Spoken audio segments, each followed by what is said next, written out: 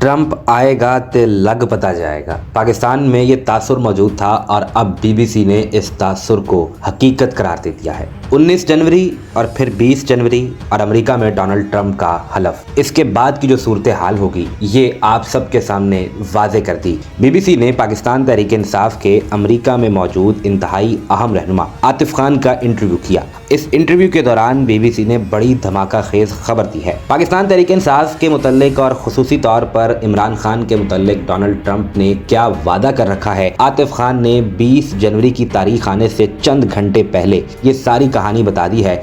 यानी बिल्कुल आखिरी लम्हे पर वो पत्ता शो किया है कि पाकिस्तान में किसी के पास तैयारी करने के लिए भी टाइम न बचे। आतिफ खान ने कहा कि हमारी अमेरिका के अंदर मुख्तलिफ कांग्रेसमैन से मुलाकातें होती हैं। ये डेमोक्रेट से भी ताल्लुक रखते हैं और ये रिपब्लिकन से भी ताल्लुक रखते हैं। हम इनके सामने सिर्फ एक ही सवाल रखते हैं और वो ये कि पाकिस्तान में जिस तरीके से 8 फरवरी का इलेक्शन हुआ, इससे पहले के जो हालात थे और इसके बाद के जो हालात बने, आप पूरी दुनिया में जमहूरियत के लिए, फ्री एंड फेयर इलेक्शन के लिए, बुनियादी इंसानी हकूक के लिए, राइट ऑफ फ्रीडम के लिए आवाज उठाते हैं, लेकिन आप पाकिस्तान पर ताहाल खामोश क्यों हैं। आतिफ खान ने बीबीसी को इंटरव्यू देते हुए बताया कि हम इन लोगों से ये कहते हैं कि जिस तरह आप बांग्लादेश, कंबोडिया, नाइजीरिया, इन ममालिक के अंदर जमहूरियत की सूरत हाल, वहाँ के ज़मीनी हकायक को देखते हुए उनके ऑफिशियल्स पर कभी वीज़ा की पाबंदी लगा देते हैं और कभी उनके अमेरिका में दाखिले पर पाबंदी लगाते हैं, तो ऐसा पाकिस्तान के मामले में क्यों नहीं करते। जिस पर आतिफ खान ने कहा कि हमें डोनाल्ड ट्रंप की इंतजामिया ने ये यकीन दहानी करवाई है कि वो जब इक़्तिदार में आएंगे तो इस मामले को सीरियस नोटिस लेकर देखा जाएगा। यानी